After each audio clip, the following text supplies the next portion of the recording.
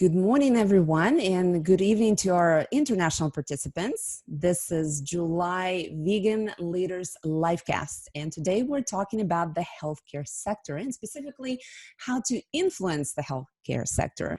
We have a jam-packed agenda for you today. We have an amazing guest panelists today. So we have Paula Bennett with us this morning.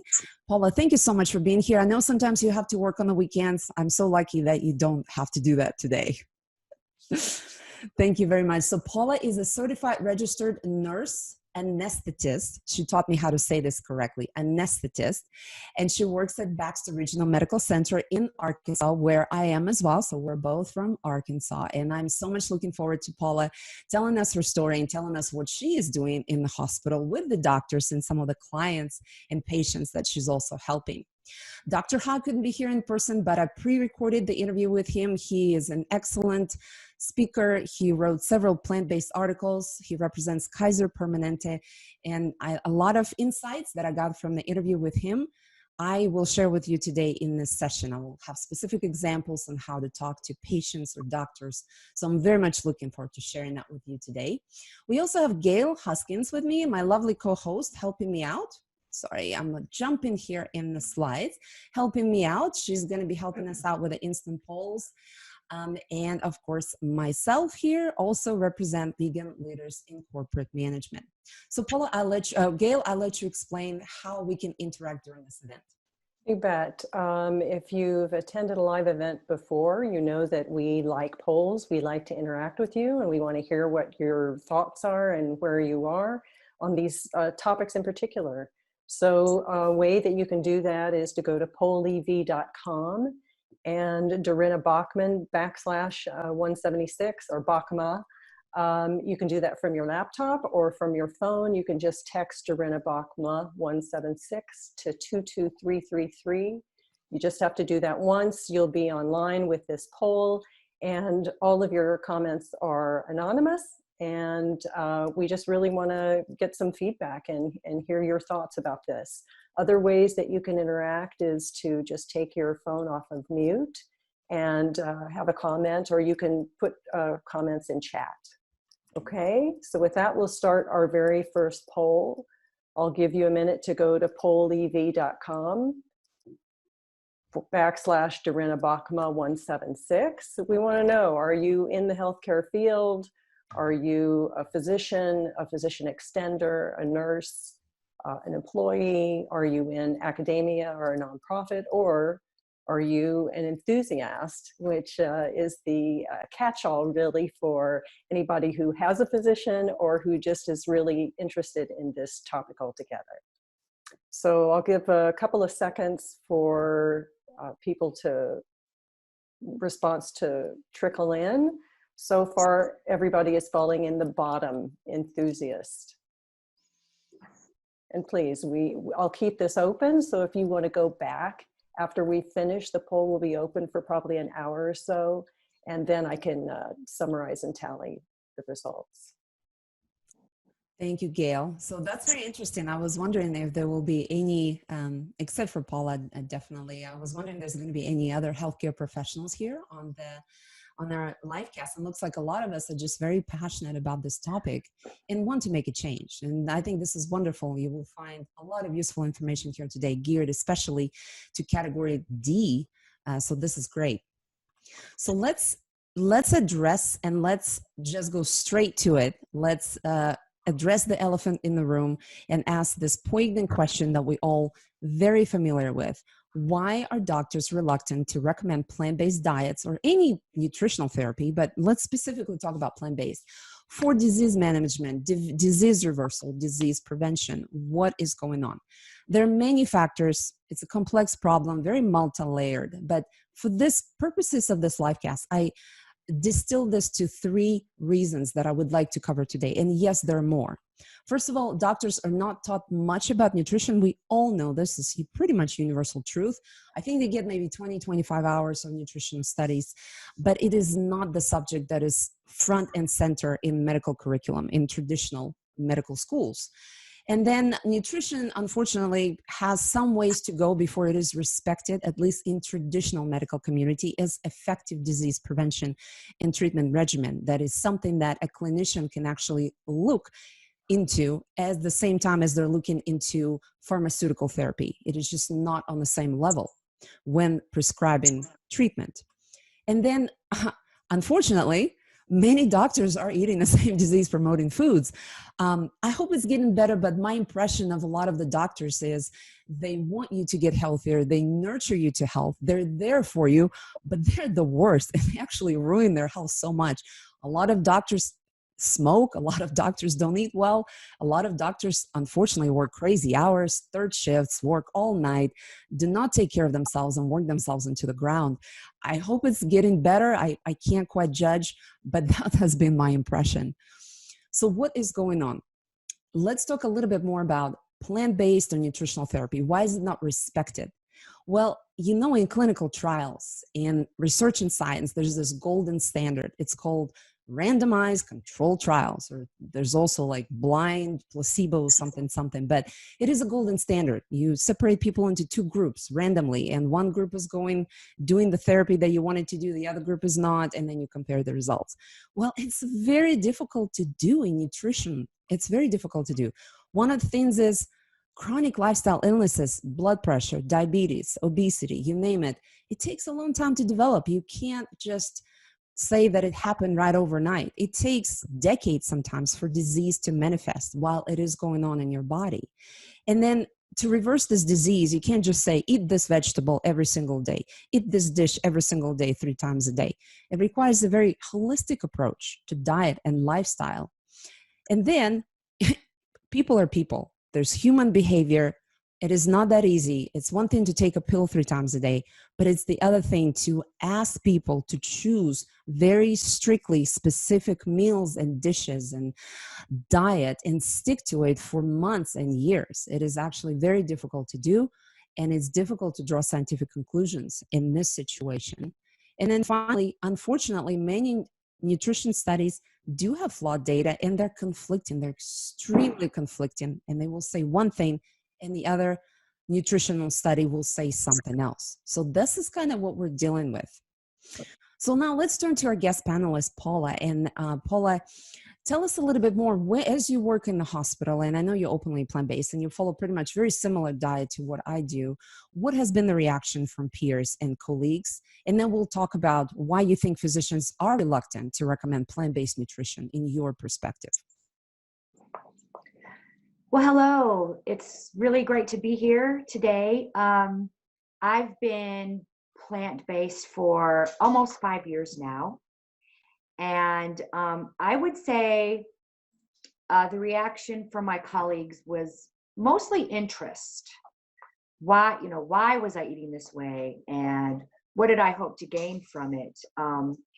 So I just learned that it's an opening for a dialogue, and typically people come to me, and sometimes I start a conversation depending on, I have to feel it out, because you have to be careful. People are really attached emotionally to their food. We're addicted to food. So I just have to feel it out and use my intuition, because I don't want to be too terribly judgmental, because then that will turn people off, right? And some of my colleagues who have gone plant-based have actually done that to other of my colleagues. Now, sometimes, my goal is to get people just to think about what they're eating. Mm-hmm. And even if I can't get somebody to go completely plant-based, but if they bring in more apples, if they bring in more fruit, then I feel like I've accomplished something. So, but mostly interest, lots of questions, absolutely. And really no judgment other than the protein issue, which, lots of questions about that. But when you know the truth about protein, then you can teach somebody something. Absolutely. It's like you said, it's an opportunity for a dialogue, and I'm happy to hear it's an interest rather than, oh my goodness, you're going to get brain damage. What are you doing? No, yeah, really, really and truly, mostly. And because of my health story, You know, I have a complicated health history and past, and you know, food is healing, and that's how I got rid of most of my symptoms. The biggest part was food. Absolutely. Yeah, people are interested to hear about that.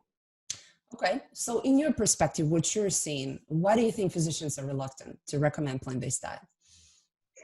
Well, number one, like you had mentioned in your slide, it is not taught in school. Mhm. It's not taught in school. We had, as you know, in my training, we had very little on nutrition in nursing, very little, and it was incorrect, actually. So what you are taught is wrong, and it's the whole. Everyone is crazed about protein, Mm, and they are too, and so they think that you're losing all this protein when you have to just reteach people that if you want to get protein out of the meat that you're eating, you really have to eat it raw. right.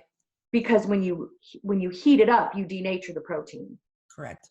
So you're really only getting fat and flavor, you Mhm. know. So that's a big obstacle. But when you teach people that, and if you know the protein in spinach is actually way more usable to your body. So I think it's those two factors, and you know, fatigue. You said it correctly. You know, sometimes I work 14, 15, 16 hours in a day. That does happen, or even more. And to feed that fatigue, it's sometimes easier to grab Rice Krispie treats or, you know, a sausage biscuit. And I think that's another thing. It just helps soothe the emotions. That's because of doctors' fatigues. But Mhm. things are changing where I work slowly, but they are changing. And I'm sure you're part of that. You're definitely influence in the healthcare sector. A little part, yes. Fantastic. And that's an interesting perspective. Protein. I keep forgetting this. I'm so beyond that, I think, that I don't even worry about protein. But I forget. Big majority of people are worried about protein. And there's definitely a big gap in education in that subject. Thank you for bringing this up.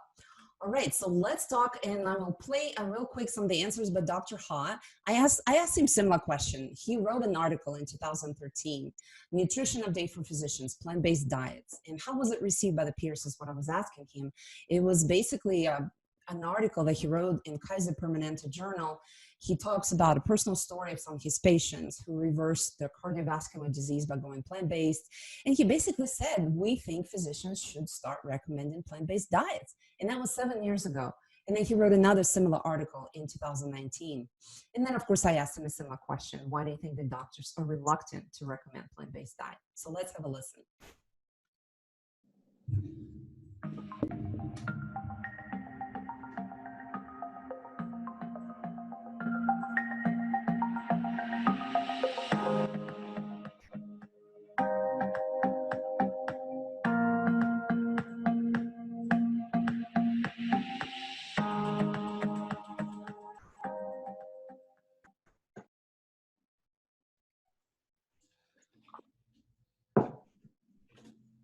That was my first entry into plant-based nutrition, and really just kind of putting that idea out there that physicians should be thinking about plant-based nutrition as a means to help address all the chronic illnesses that we're seeing. But the idea that nutrition is fundamental to health, unfortunately, I think is not one that's commonly shared among the medical community. Even through medical school and training, so much of what we were taught to do was diagnose and treat. You have a patient present to you with certain symptoms, you go through your medical knowledge, make a diagnosis, and then you go down the list of different treatment options to address that problem. Never really thinking about how do we actually fix the root cause problem that's presenting, which is typically a lifestyle issue, whether it's physical inactivity, poor nutrition, poor stress management, poor sleep, and there's so many factors that come into play. But when you break it down, in so many ways, nutrition is probably the one thing that is fundamental to health. And when we work with patients and ask them to take better care of themselves, especially through what they're choosing to eat every day, the results can be dramatic. Now, in terms of how my colleagues received it, mixed reaction.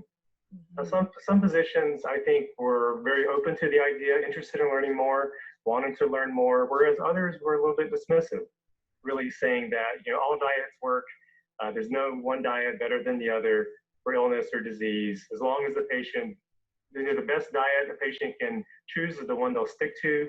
And these are the types of things you would often hear in having conversations with colleagues. But for the small group of physicians who were interested, that sense of, we should be looking at this has definitely grown. And now there's more and more physicians, providers, dietitians, everyone kind of embracing this concept.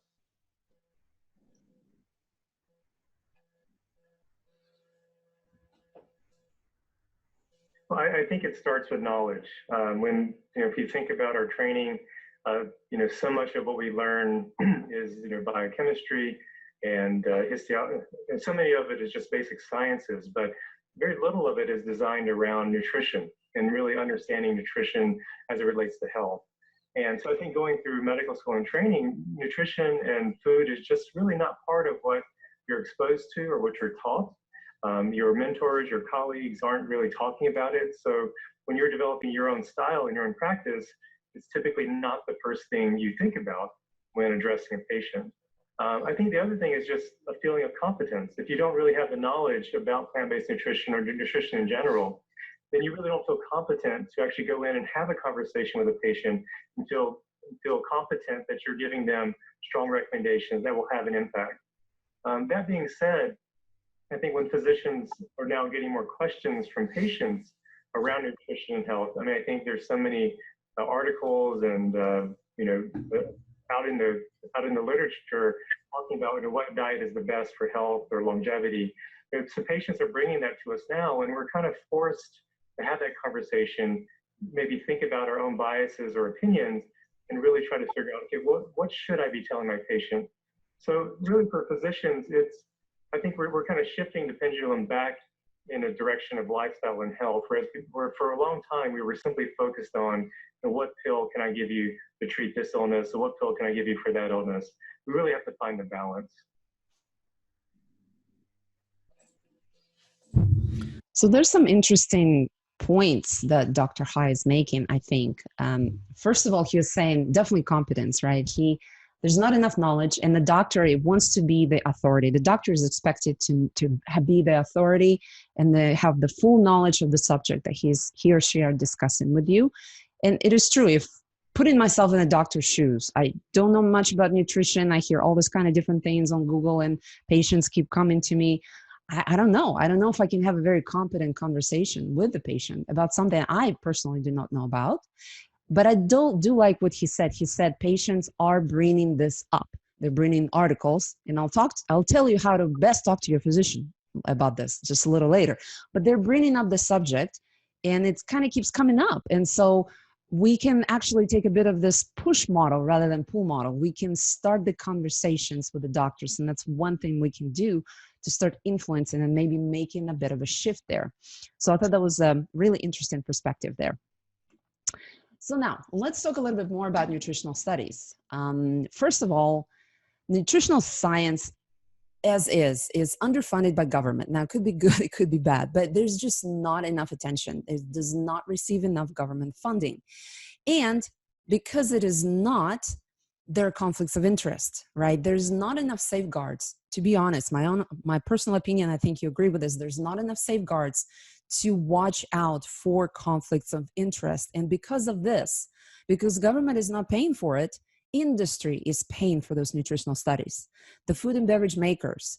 And there's a huge pressure on anybody running a research lab or doing a research and science study, nutritional study. There's a huge pressure from the sponsor to get the result that they want. I mean, you can call it what you want, but honestly, you take data, you take studies, you can turn them pretty much any way you want. There are ways to do that. I'm not saying that they're lying, but there's a huge pressure to produce favorable results because there's money involved and there's a sponsor by a food and beverage company. And just to give you a couple of examples, you see here, New York Times published an article, Death by Diet Soda.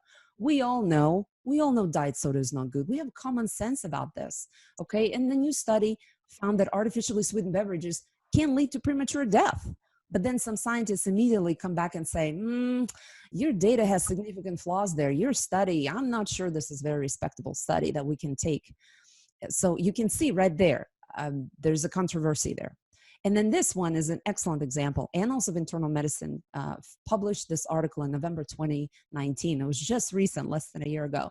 And it basically said, hey, this study was conducted and said that processed meat consumption is not going to hurt you. You should be totally fine and you should eat it.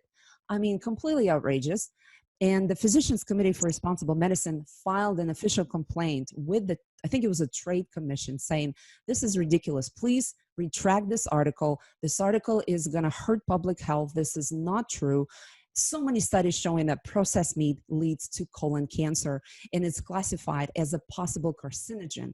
And you publish in this article, it's just absolutely outrageous. So there was a lot of controversy about it, but it's just a simple example that a particular consortium right here, you see NutriRex Consortium, that does have sponsorship from meat companies, if you dig into their history, did the study and published this article in a very respectable magazine.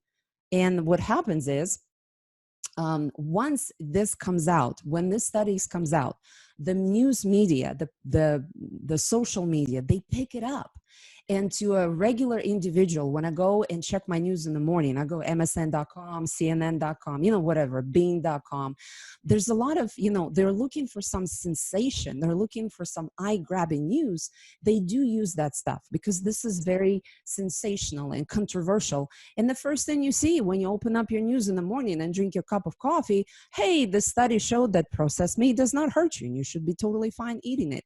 And that's what comes out to the regular consumer, versus nobody takes the time to dig behind those studies and see what are the conflicts of interest, who's sponsoring it, how big was the group, how big was the study, was it 10 people, is that all that it was, what was the method used to derive the data from this study. Yes, exactly. And we have some great comments here in the chat, and I do agree, Lisa, the government funding, that's why I'm kind of going back and forth on this, is that it probably will not be completely unbiased because government does have a lot of subsidies in the Meat and Dairy Act. I completely agree with this. So yeah, I was just like, it could be good and bad, but I would love to see some kind of independent organizations that do completely independent nutritional studies. I think we have a long way to go there. Yes, and there's a revolving door between government and industry and even academia. I completely agree. This problem runs deep. It's a big iceberg. And unfortunately, the people who struggle are the ones who are sick, and the ones who are Googling, they go to Dr. Google and they look for answers to their health problems. And all they find is, this kind of stuff, because that's what usually comes up. And it's very, very unfortunate. The great comments in the chat. Thank you so much for sharing this. All right, so I did talk to Dr. Hai about this as well. I kind of wanted to get his perspective on this conflicts of interest, and let's see what he had to say.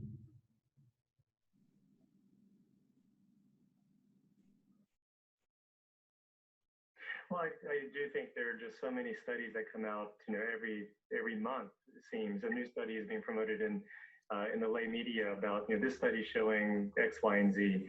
But I think you have to really look at the preponderance of the evidence. And let's say if you start by reading something like the China study, I think T. Colin Campbell does a wonderful job really talking about research and science and some of the basics of plant-based nutrition. His book Whole was also phenomenal. Really, we have to look at this in a holistic perspective and really get away from the reductionism that we often think about when we're thinking about good foods, bad foods, et cetera. Really have to look at it as a whole.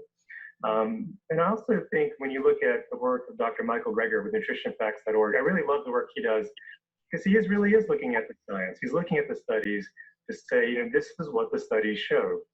And a lot of the studies that show the benefits of a more whole food plant-based diet simply don't make it to the mainstream media. These are not the studies that you're hearing about because they're really not attention grabbing. I mean, to tell people that you should eat more fruits and vegetables, whole grains, beans and lentils, there's no excitement in that. There's no, so it doesn't really generate interest. Whereas if you tell somebody, fat is back, or keto is the best diet for longevity, it kind of sparks interest because people are kind of aware of it and want to learn more. But I think if you look back, there is a tremendous amount of conflict in terms of who's funding research. Are there interests, corporate interests involved in research, potentially biasing the outcomes or the interpretation of the data. But I think when you look at the nutritional literature as a whole over the last 50 to 100 years, in my opinion, it really points in one direction, which is a predominantly whole food plant-based diet would be the one that I would recommend to my patients. All right, so he offers us a sliver of hope here. First of all, there are some sources that are independent. And Dr. Greger at nutritionfacts.org, I'll bring this up a little bit later, is a wonderful resource. Thank you, Wayne. Consumer Reports type independent source of data. But yes, I'm with you. I would love to see something like that. And for now, we have some sources that Dr. Ha mentioned, and I do like Dr. Greger. And there's a China study. There's a very legitimate study showing the benefits of plant-based diet. And Darina, yes, good comment. Wasn't it a bit someone was smoking? Yeah. Dr. Greger in his lectures loves showing doctors recommending smoking in the 40s and 50s, saying that it's harmless, it relaxes their throat, and doctors recommend camels. He uses that analogy all the time, and it is so funny. And yes, over time, it was enough studies that accumulated and was enough alarms being raised saying that, hey, smoking causes lung cancer. Come on. Babe Ruth, who was advertising camels, died of lung cancer, and so many other actors, John Wayne, I think, as well.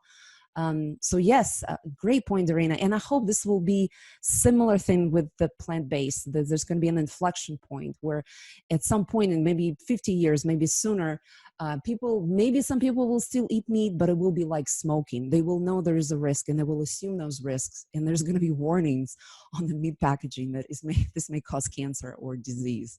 So that's my world. That's my ideal world that I like to dream about. All right, moving on. I would like Gail to take us through the next poll. You bet. Trying to present this next poll. This is about the relationship with your physician and if they understand and support your plant-based lifestyle. Okay, these results are coming in a little bit quicker than before. So far, the majority are not sure with also, I've never brought it up. So I'll give it again, it'll stay open for another hour. We've got a response under A, true. So nothing under B, false, which I guess that is, okay. Split between not sure and D, C and D are split with a sprinkling of true, so.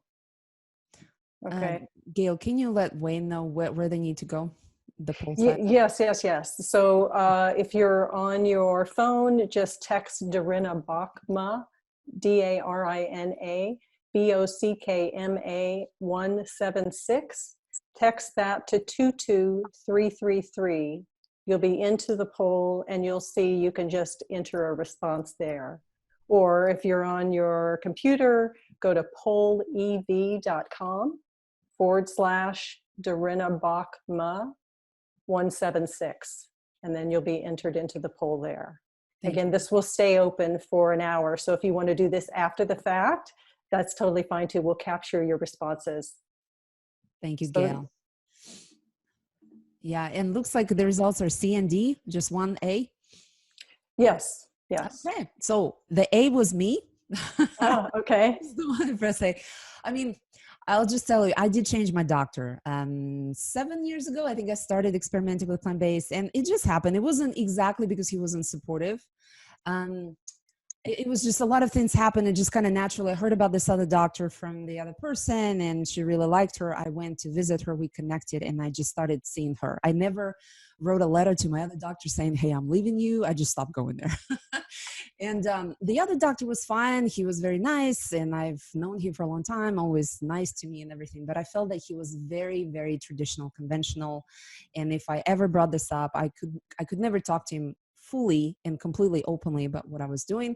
Just kind of naturally happened. I ended up with a different doctor. She She supports me. She's not plant-based herself, but just she supports me and she's fine with what I'm doing. So I guess I kind of lucked out with this. But I'm not surprised by the results. Definitely not sure, not surprised. And never brought this up with a doctor. That's also very, very common. So if you answer D, if you are okay with this, either put so in chat or come off mute. How comfortable are you discussing this topic with your doctor? What if you, in your next doctor's visit, what if you were to bring this up? How comfortable are you doing this? Just any comments, or you're welcome to come off mute. I can tell you, for me, I talk to my doctor a little bit. Like, I wouldn't say I just jump right into and tell her everything I'm doing, but I have brought a couple of books to her just as a present, not saying, hey, go ahead and read this.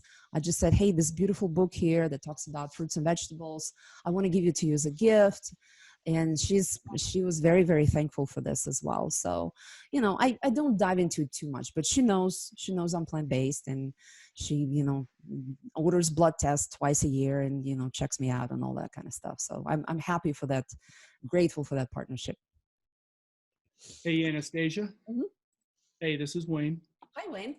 Hey, good morning. So I've been fortunate to evolve and find a plant-based doc, GP that has been plant-based for a very long time, and then found another one in my community as a second opinion. So from a general practitioner standpoint, I've been fortunate to find someone that's been on a plant-based diet a lot longer than I have. So they are very committed to it, and they have the data behind it and all that. So Wow. From another specialty standpoint, you know, orthopedists and things like that, I've tried to find some people that are plant-based, maybe a little apples and oranges there. I know there's a website, I think it's Plant-Based Docs, but there's not a whole lot of people on there. So maybe just continue the search, but I do believe in that, want to have, you know, symmetry with someone that does believe in a plant-based diet. On a separate note, kind of a funny note, maybe a disturbing note, there's a big hospital chain in Atlanta where I grew up with, and I still have memories. Walk into a hospital, see a friend or something like that in the past, and seeing all the doctors and maybe nurses out front, because they didn't have a dedicated smoking lounge. So they're smoking outside right as you're walking into a hospital. And there's one hospital in Atlanta, a big hospital, hating on McDonald's, but they have a McDonald's at the base of the hospital. So it's just kind of interesting to see that. Yeah. So where do you live now, Wayne? Oh, I'm in Colorado. I've been out here for a while, but I grew up in Metro Atlanta, so I still have friends there and all that. So wow, this is phenomenal. Interesting observations. Yeah, Colorado is fantastic in terms of health conscious. I think everybody in Colorado has a bike and 2 big dogs. That's been my impression when I visited. Yeah, and a microbrewery or distillery right around the corner. Yeah. So there's some alcohol. As a Starbucks, but you know, there's more flexitarians out here, and some people are still non-meat eaters. They don't subscribe to it, even though they're outdoorsy and healthy. You know, they're on different diets than a plant-based diet. So that part is still kind of growing traction. I'd say still fairly slowly, in my opinion, because some people are not even open-minded on it. Understood. Well, yes, and your perspective of Atlanta hospital there is very true. I can tell you in Arkansas, you know, coming to a hospital one time, I did see fast food chains basically in the cafeteria. So I do remember seeing that as well. And yes, seeing doctors smoke, it's quite a shock by quite a few. So Darina is saying, I've never raised this topic with my doctors, but this makes me think, why not? It's simple enough, and it plants the seed if done right. Okay, and we are going to talk about this right now. How do you plant that seed? This is a very exciting portion of our livecast. So first of all, I'm going to kind of tell you how a doctor could be talking to a patient. And this is some of the tips that I got when talking to Dr. Ha, but really it comes down to motivational interviewing. It's a great technique that you can use as a clinician, or even when you talk to other people trying to help them switch to a different diet. So this is applicable not just to doctors, but motivational interviewing is a great technique. You can look this up. And here's an example. Instead of you as a clinician telling your patient, you got to lose weight, or man, we got to do something, you got to do something. You ask for permission and you assess their readiness. So you should say, hey, Darina, on a scale of 1 to 10, 10 being very interested, 1 being not so interested, how interested are you in learning about new things other than medicine that may help control your blood pressure, diabetes, heart disease, and so on? So you're just kind of bridging the gap there. Hey, how interested are you to talk about this? And then if they say, I'm kind of 1 or 2. So, okay. So you say, well, if you're not in the position to talk about this right now, I mean, definitely we can start with medication. I'm not opposed to starting you on this and treating your blood pressure this way. But then you can say, but over time, I want us to come back to this and think about ways you can be healthier. In the long run, your risk of high blood pressure, diabetes, or heart disease is going to be a lot lower than it is now. So basically, a person is not ready. They don't want to talk about this, but you leave the door open and you say, over time, I want us to come back to this. And that's really the best you can do at this point. Now, if they say, yeah, I'm kind of 5 or 6, I'm kind of on the fence about this. So there's some other ways you can address this. You can say, well, what I'm seeing today, Darina, is you have a high blood pressure, but high blood pressure is not something that is natural. It's not a natural health state. There's something else going on that is driving your blood pressure to be high. If we could actually address the underlying problem, perhaps in the long run, you'll be healthier and you won't have to take medicines for the rest of your life to manage your high blood pressure. All right, so then the last thing you can say, and the first thing I would like to do is to talk about your nutrition and try to look for ways we could benefit your overall health by improving what you choose to eat every day. If we can do that over time, I think you're going to be healthier and we may actually be able to reverse your high blood pressure in the short term and definitely in the long term. So you kind of carefully go from this is not natural. Hey, there's something going on. There's an underlying problem. And sounds like you're interested to talk about some other ways. And I would like to talk about your nutrition. But look here, I'm saying what you choose to eat every day instead of what you eat every day, what you choose to eat. So we still kind of give a patient a feeling that they're in control, that they have a choice, that they're in control of their health and their situation. And we're not telling them what they should eat. We're just saying, hey, can we look at some of the ways that we can to look at what you choose to eat. So that's kind of it. So the choice of words is very important here. I wish we could all just say, stop eating this bad stuff, but that's not how it works with humans. Let's see. We have some comments in the chat here. Yes, Darina, yes, motivational interviewing is really, really great. Can be used in so many conversations. I had to study motivational interviewing when studying for my board certification as a wellness coach, and it is a great technique. I do not practice it enough, I have to say. Lisa is saying, my husband's new physician recommends a diet that I think they call vegan. Oh, that's funny. Vegan. Oh, plant-based diet with fish. Okay. It is, yeah, I mean, I would say it's that's not fully vegan for sure, but it's flexitarian, I guess. And yes, overfishing, fish is not that healthy. It has just as much cholesterol as meat. We all know this. And all these protein questions, yes. Their lobby is filled with forks over knives. Oh, wow, that is amazing. That's fantastic. The only time I saw a physician's office have amazing things, it was at the Physicians Committee Health Center, Barnard Health Center in Washington, D.C. They had a bowl of apples and they had plant-based books all throughout their office. And it was phenomenal to see.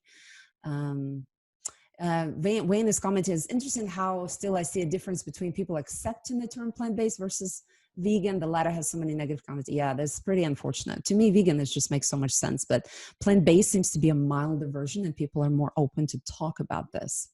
That's just, again, human behavior. We have to play along with dynamics. So Paula, question for you. Let's turn to Paula is, so what about you? How do you talk to your patients or clients?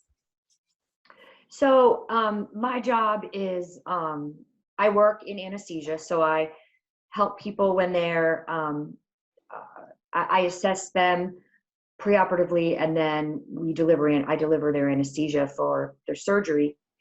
So I don't have a lot of time. So I assess their, their nervousness, how ready do I feel like they are for some other information. And if I feel that they are, I typically go by what symptoms they're having, their diagnoses, because we have all their diagnoses listed. And I will say, I've been in the medical field for over 30 years, and 27 years ago, we didn't have all these health problems that we do today. I mean, yes, you could see them, but not like today. It's so terrible. So I will if I have somebody that has a lot of reflux, then I'll address that. Hey, are you interested in hearing about some other ways to deal with your reflux? And if they are, then I'll go down that route. If they have thyroid issues, I have Hashimoto's thyroiditis. I am not on medication at all, and none for my thyroid, and I've been able to control it and heal it.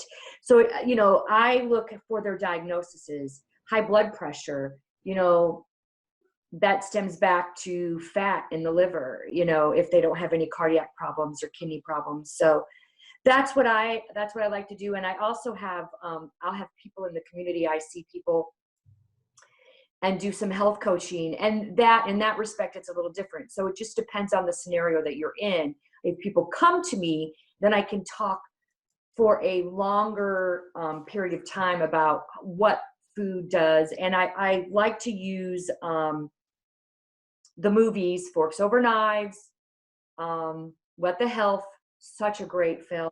And Right.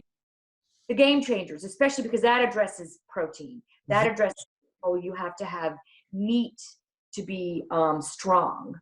So that movie was just amazing. So I like to throw those in when I'm doing like health consults. So what if I face this a lot? I know you're a health coach and I'm a health coach too. So what if they say, but this doctor says that, or this article says that. So it's completely what you're telling them is completely contradictory to what they're hearing and what's in their mind. How do you address that? I always tell them there's, this article, there's somebody there's always a point that is trying to be driven across. There's always a sponsor. There's always money involved. It's, so you have to look at that issue. Does this doctor, do they sell a supplement? Is that what they're trying to do? So if you just follow the money, you'll see that it's not always true. And now that we do have more and more people coming to plant-based and healing their issues, I talked to them about my story. My son was given 10 years to live from a demyelinization of the central nervous system. It's a severe MS, and he's doing amazing. And he will probably outlive the doctors that gave him that diagnosis. He will live a lot longer. So, you have to give them a little more evidence than what they've come to you with. I like that. The personal stories. I think they really hit the point with a lot of people, and especially when you share your story openly and the story of your family. Yes, absolutely. Yeah. On one hand, you have an article, follow the money, like you said, and most people don't take the time to follow the money. That's the problem. They just see it on Dr. Google and that's it. So that's a problem. But then if there's a personal story there and testimonials and there's more and more, then I think, there's a chance to have a good conversation there. Yeah, those are great points. So let's reverse this. How do you talk to a doctor? That's tricky. So you can't come to a doctor and bring them 4 DVDs and 3 books and 3 articles and say, "Doc, you got to read this." Can't do that.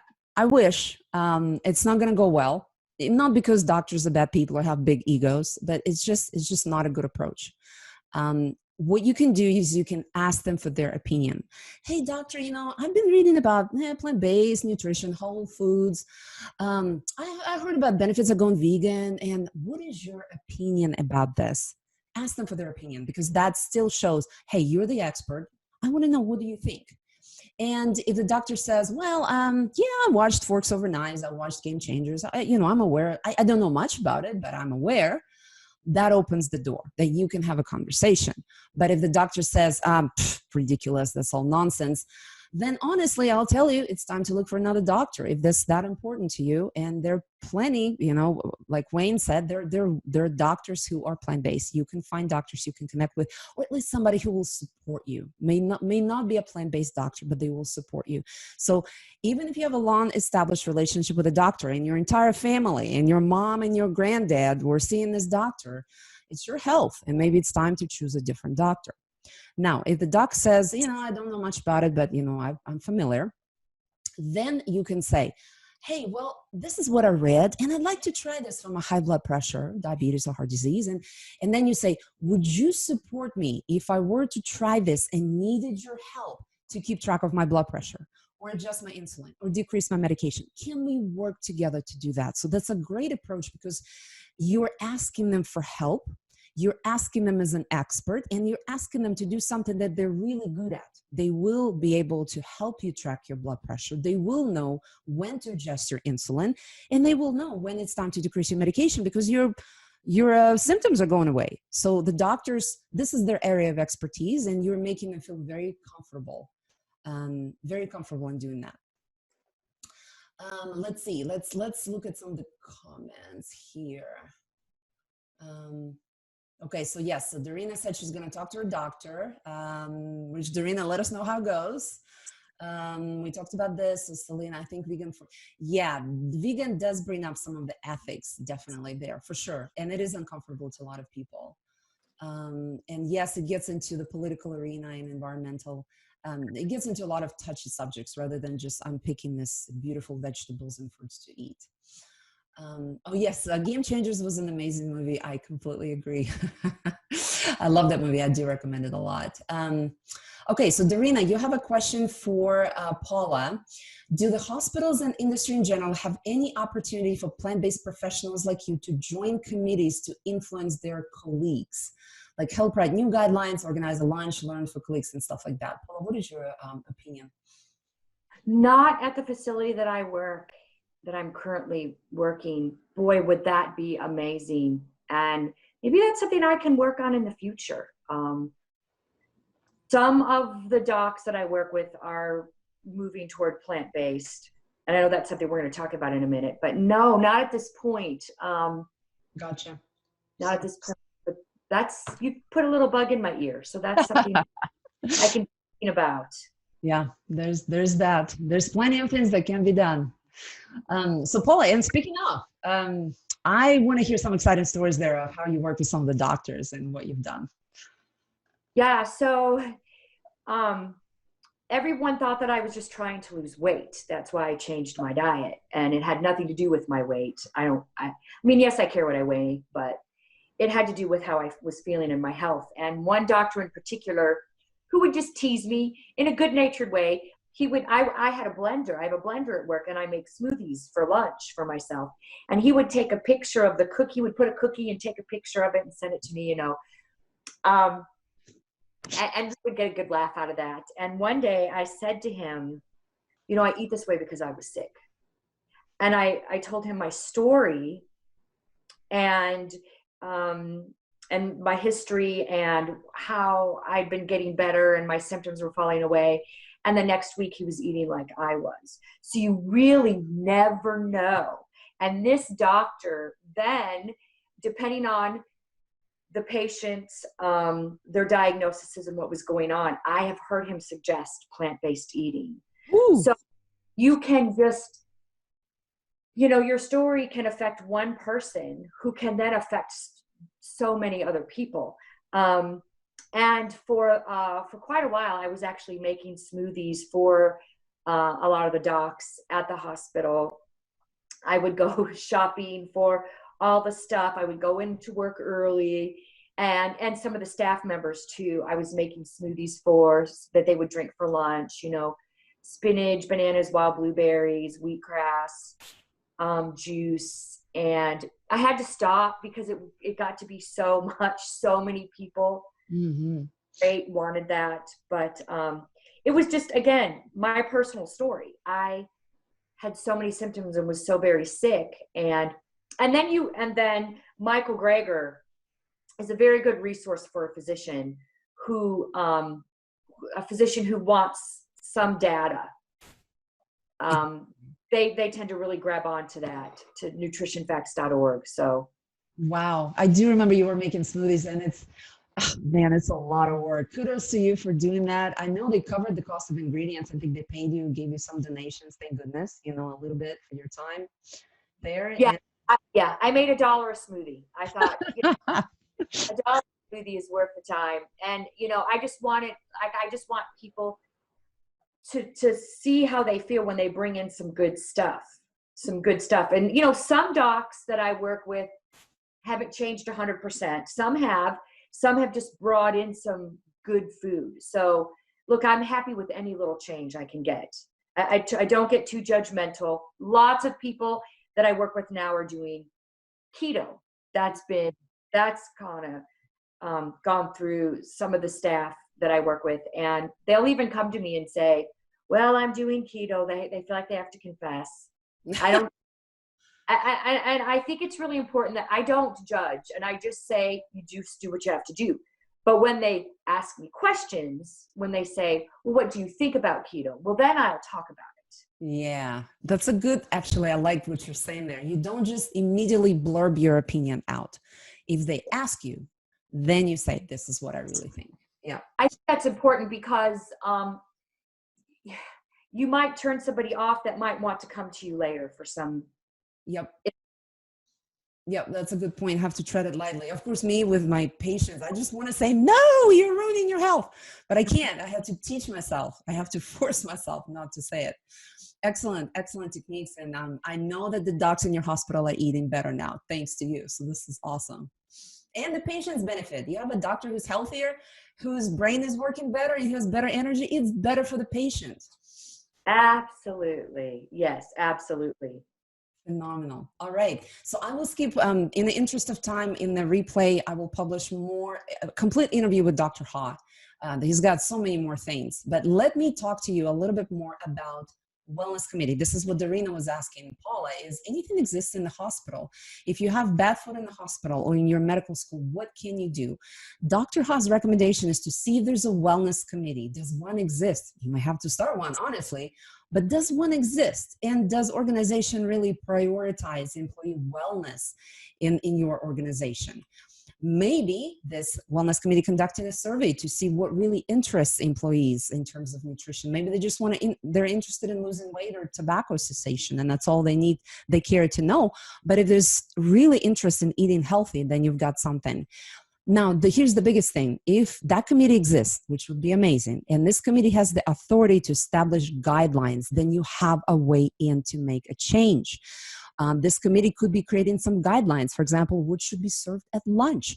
You can have guidelines of approved vendors and restaurants, calorie guidelines. You can have a guideline of at least one healthy plant-based dish other than salad, although salad can be amazing, but give me something more. So that's one way you can make a change or voice your opinion in the context of the organization and really explore the avenues that are available in an organization. I know that it's not the case in every hospital or medical school, but that is one way that you can actually make the change and seeing better food in the cafeteria and lunch meetings. So now, Paula, how's the situation in the cafeteria in your hospital? Well, I'm in the South, and so it says it all. Yeah. Now there's always fruit options, so that's good. But it's typically high fat animal products. Got it. So the final thoughts then.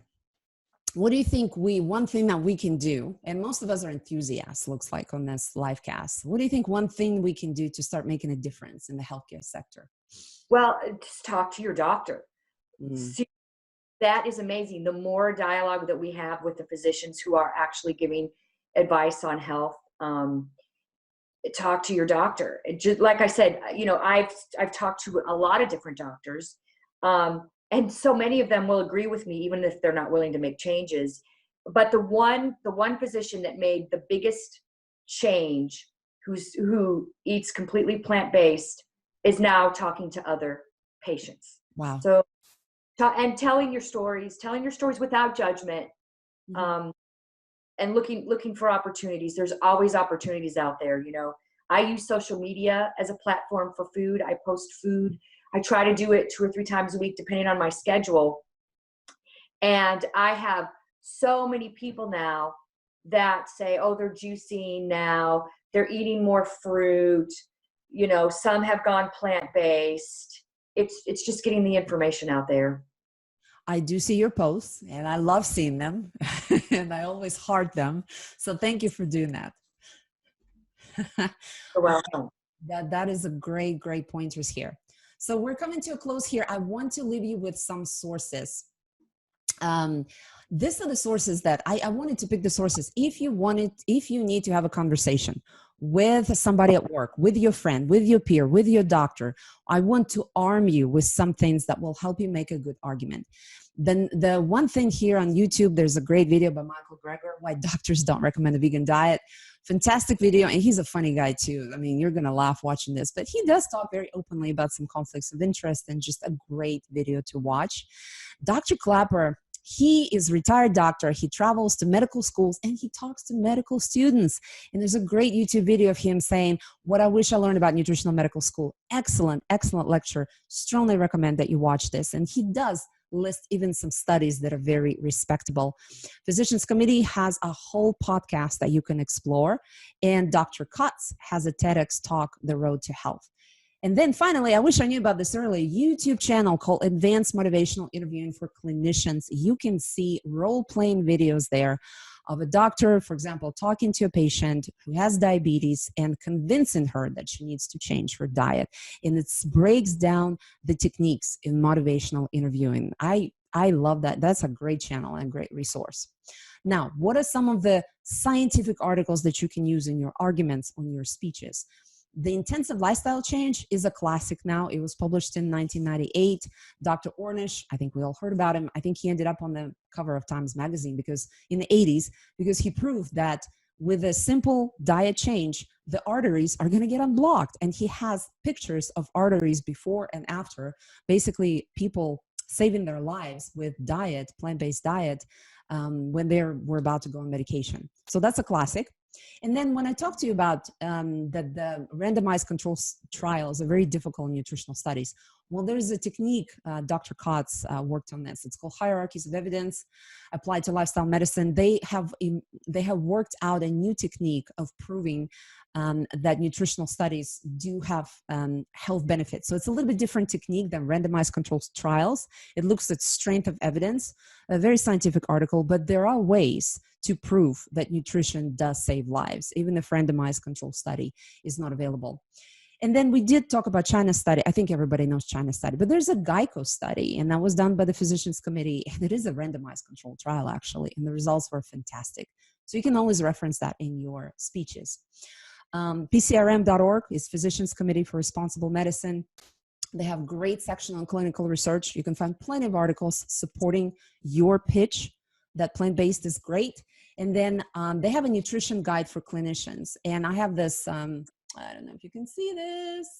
I have this book, thick book right here, Nutrition Guide for Clinicians. And it's also an app. And literally, I mean, you open this up on the high blood pressure here, and it talks about traditional therapies, but it has a whole section on nutritional considerations, 2 pages of it. And one of them says reducing or eliminating meat may influence blood viscosity, which means it makes your blood thinner and not so thick, which is so important for blood pressure. It's written right here as this nutrition guide for clinicians. So you do have resources, and very respectable resources. And then nutritionfacts.org, Dr. Greger.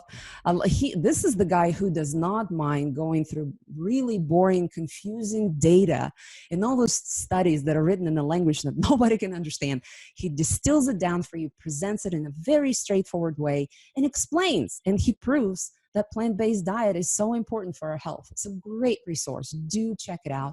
Green Med Info is another one by Sayer G. It's more like alternative healing therapies, but also plant-based. And then Health Profs. If you're a clinician and you don't have time or don't have knowledge to work on your patient's nutrition, you can find vegan nutritionists and dietitians in areas. So healthprofs.com will allow you to do that. And plantbaseddoctors.org will help you find a plant-based doctor. And with that, I leave you with a couple of things here, and a great comment by Dr. Greger. Don't forget to sign up for our next live cast. It's going to be on August 29th. We're going to be talking about politics. And I know Darina can hopefully get the person who was with us last month, who was a vegan presidential candidate. Hopefully we can get him again. There's so much we can unpack there.